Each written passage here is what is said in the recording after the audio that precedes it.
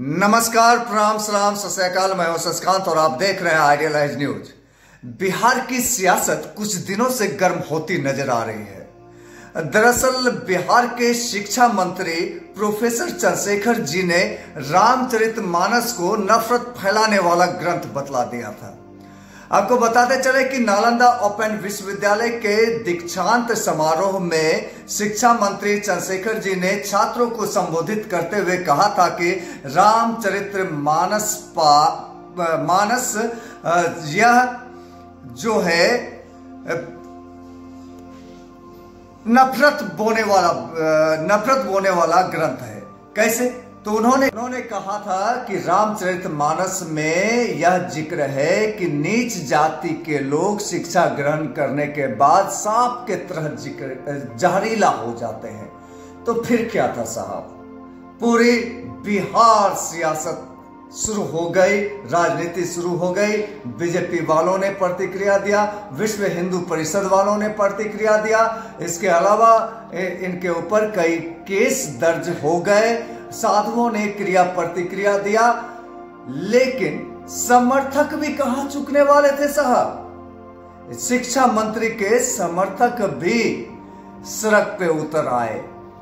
आज इसी कड़ी में बिहार के सुपौल जिला के त्रिवेणीगंज बस स्टैंड में शिक्षा मंत्री के समर्थक उतर आए सड़क पे और नरेंद्र मोदी जी का, सुशील मोदी जी का और मनु स्मृति का पुतला दहन किया गया। एलके निराला राष्ट्रीय अध्यक्ष के अध्यक्षता में क्या कुछ हुआ, आइए देखते हैं इस वीडियो में पूरी खबर।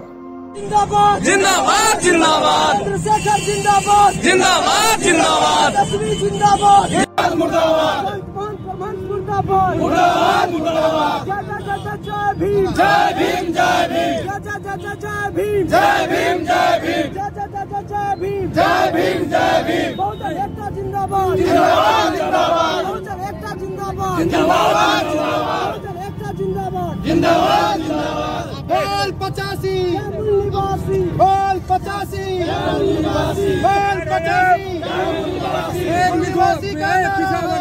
पुतला दहन कार्यक्रम किए हैं। जिस बात को लेकर के डिबेट हो रही है, खास करके 2-4 श्लोक है रामचरितमानस में और मनुस्मृति को लेकर के डिबेट हो रही है। और ये डिबेट बहुत पहले होना चाहिए था इस देश में, लेकिन अभी प्रोफेसर चंद्रशेखर जी ने, शिक्षा मंत्री ने जो कहा है कि नारियों को शिक्षा से दूर रखा गया, महिलाओं को शिक्षा से दूर रखा गया, शूद्र जिसको SC ST OBC 85% के लोग हैं, इसको शिक्षा से दूर रखा गया। और रामायण में जो श्लोक है, पूजिए विप्र शील गुण हीना, पूजिए न शूद्र शील गुण प्रवीणा, और कई तरह का श्लोक है, 10-5 श्लोक है जिस पर आपत्ति है। तो आपत्तिजनक श्लोक पर जो हमारे शिक्षा मंत्री ने बोला है, इसके समर्थन में हम लोग, चूँकि शिक्षा मंत्री का पुतला दहन किया जा रहा है, प्रेशर बनाया सरकार पर कि शिक्षा मंत्री का बर्खास्तगी हो, तो हम लोगों का कहना है कि शिक्षा मंत्री ने जो कहा है ये बहुत पहले कहने का काम किया। और 85% लोग इस देश में हम लोग हैं। और जगदेव कुशवाहा ने कहा था 100 में 90 शोषित है, 90 भाग हमारा है धन धरती राजपाट पर। तो ये बात अब लड़ाई आर पार की होनी चाहिए, लड़ाई मंडल कमंडल की है। और ये जाति जनगणना जो भी हो रही है, ये मनुवादियों को खटक रहा है। इसके लिए नई मुद्दे ला करके हमारे बीच रखा जा रहा है ताकि इस बातों को, जाति जनगणना को बरगलाया जाए। लेकिन हम लोग अब समझदार हो चुके हैं। अब हम लोग 13 पॉइंट रोस्टर का विरोध किए हैं। हम लोगों ने कई योजना सरकार की जिसका विरोध किया है। अब हम लोग सती प्रथा की तरह आप कोई भी कानून बनाएंगे, मनुस्मृति का कोई भी कानून आप हमारे पर थोपेंगे तो हम मानने वाले लोग नहीं हैं। अब सड़क पर उतर के प्रतिकार करेंगे। और ये बहुजन समाज जो नाग के भांति सोया हुआ है, ये समाज अब जग चुका है। अब ये आर पार की लड़ाई हम लोग लड़ेंगे। और इस देश में विचारधारा की लड़ाई सदियों पुरानी है। हम लोगों के ऊपर सदियों से अत्याचार अन्याय किया जा रहा है। लेकिन आज जो लोग आरक्षण का विरोध कर रहे थे, 10% EWS आरक्षण जो असंवैधानिक है, इसमें SC ST से भी कम कट ऑफ पर इनका बहाली होता है, लेकिन इसको अब आरक्षण अच्छा लगने लगा है। तो हम लोग समझ चुके हैं कि इस देश में जो मनुवादी व्यवस्था है, ब्राह्मणवादी व्यवस्था है, इसके खिलाफ हम लोग आर पार की लड़ाई लड़ने के लिए तैयार हैं। देखिए ये जो इस देश में विचारधारा की लड़ाई, उस विचारधारा की लड़ाई में भिन्नताएं तो जरूर है और सब अपने अपने विचार को प्रकट करते हैं।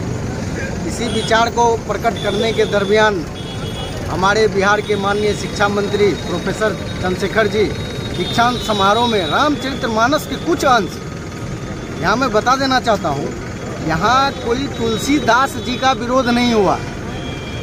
रामचरितमानस का कुछ अंश जो इस समाज के दृष्टिकोण से सही नहीं है, जो क्या हर एक व्यक्ति हर एक जगह सही होता है? नहीं होता है। बिल्कुल तुलसीदास जी पूजनीय है। तुलसीदास जी जो है का बहुत ऐसी बातें हैं जिनका हम लोग समर्थन करते हैं। समाज के लिए बहुत सारे दोहे लिखे हैं, बहुत कुछ लिखे हैं, लेकिन क्या उस लिखने के दरमियान में कुछ ऐसे बात भी लिखे हैं जो इस समाज के लिए सही नहीं। आज जिस अधम जात की बात हो रही है, हमें तो पहले ये जानना है किसी भी धार्मिक ग्रंथ में ये अधम जात क्या होता है, ये अधम लिखा क्यों गया है। सर्वप्रथम इस चीज़ पे चर्चा होनी चाहिए। आज तुलसीदास जो अधम जात की बात की है, शूद्र की बात की है, ये जातीय वर्ण व्यवस्था क्यों लाया गया, और जिस तरह से वो ठीक है सांप दूध पीने के बाद जो है विषैला होता है, क्या होता है वो बात की बात है। हमें सिर्फ इतना बताया जाए, उस समय में वर्ण व्यवस्था जब आया था और तुलसीदास जी इतने बड़े जो है इस समाज के जो है विद्वान दर्शन में आते थे, तो उन्होंने जातीय विवेचना क्यों किया, जात को जो है उस धर्म ग्रंथ में क्यों लाया। दूसरी बात, ये अधम क्या होता है ये चीज़ समझ में नहीं आता, चाहे कोई भी जाति हो उसको क्या होता है समझ में नहीं आता। तीसरी सबसे बड़ी बात क्या है, आज इस बयान जो चंद्रशेखर सर दिए हैं उनके विरोध में संत बोलते हैं जो कि 10 करोड़ हम देंगे जो उनका जीव को काट के लाएगा। हमें सिर्फ इतना बताए हैं, संत का मतलब क्या होता है। संत से जुड़ा होता है शांति, संत से जुड़ा होता है शांति। इस देश में, इस समाज में संत को शांति का पैरोकार माना जाता है, और एक संत शांति को छोड़ करके अशांति के लिए ये कह रहे हैं कि आप जीव काटिए मैं 10 करोड़ दूंगा। ये किसी भी एंगल से इसका समर्थन नहीं किया जा सकता है, किसी भी तरीके से इस बयान का जो है समर्थन नहीं किया जा सकता है। और शांति को आप जो है बढ़ावा दे रहे हैं, शांति को भूल रहे हैं। एक तो संत बहुत बड़े इस समाज में जो है एक आगे बढ़ने की बात है, लेकिन हमें लगता है जो कि इस तरह का बयान जो है निंदनीय है जो हमारे संत दिए हैं। ये अशांति फैलाने वाली बात ना करें। बहुत विचारा की लड़ाई है और आगे लंबी लड़ाई चलेगी।